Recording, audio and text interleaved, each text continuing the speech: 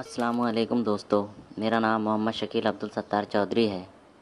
आज हम पढ़ने जा रहे हैं रियाजी मज़मून की चढ़ती उतरती तरतीब के बारे में, जिसका तसव्वुर तीसरी जमात में कुछ इस तरह वाज़े होता है।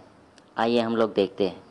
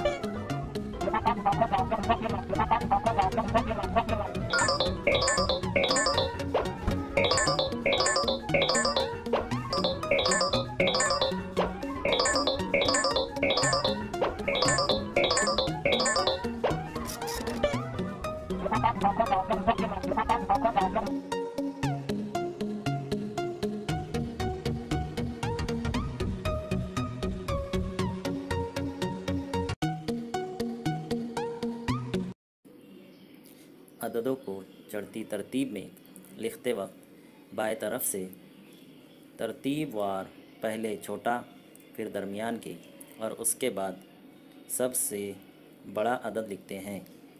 तरतीब से हम लोग समझेंगे। मिसाल